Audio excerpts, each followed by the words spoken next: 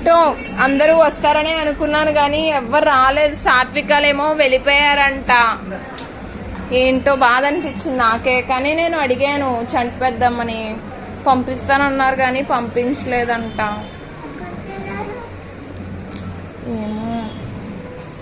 It's ఓకేనా మరి? నీకు బాధగా అనిపిస్తుందా? వాళ్ళు ఎవరు రాలేదు.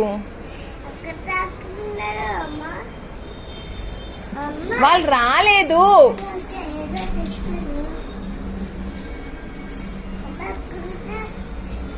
ఏంటో